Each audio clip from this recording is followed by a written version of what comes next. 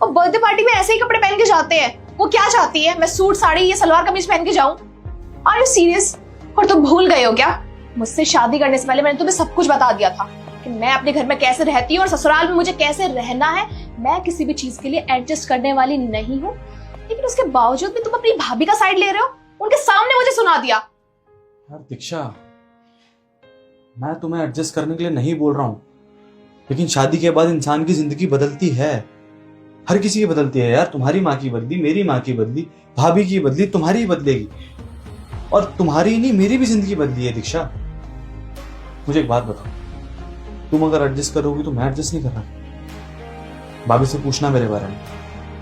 Office से आने के बाद सीधा दोस्तों से मिलने निकल जाता था, आने का कुछ पता ही नहीं होता था।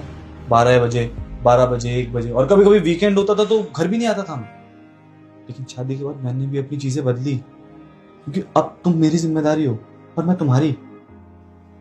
अच्छा, शादी का मतलब यही होता है कि हम दोनों एक दूसरे को समझें, एक दूसरे की जिम्मेदारी बने, एक दूसरे की जिम्मेदारियों को संभालें। अब अगर हम दोनों एक दूसरे की जिम्मेदारी नहीं संभालेंगे तो रिश्ता कैसे चलेगा?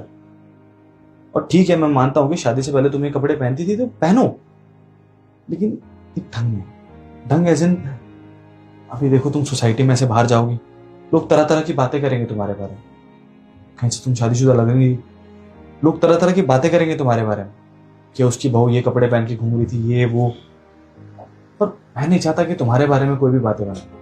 तुम्हें सब पहनने का शौक है, तुम मेरे साथ चलो, बाहर घूमेंगे, तब जो पहनना है पहनो यार।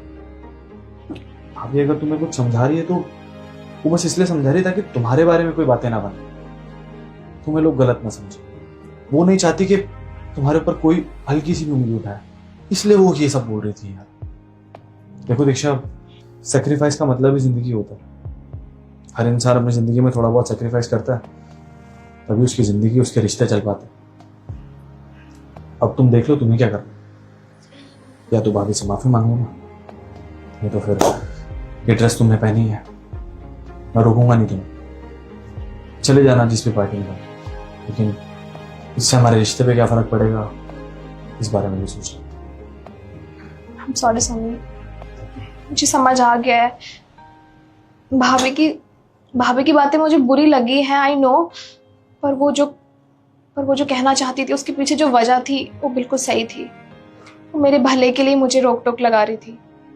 और ये सच है, अगर मैं यहाँ से बाहर जाती तो सोसाइटी की आंटियां अंकल मुझे देखकर ऐसे बातें ही बनाते। मैं भाभी से भी माफी मांगती हूँ। मैं फिलहाल ऑफिस के लिए निकल रहा हूँ, मैं घर से सॉर्ट आउट कर रहा हूँ। और आई एम सॉरी, मैंने तुम पर भी चिल्लाया।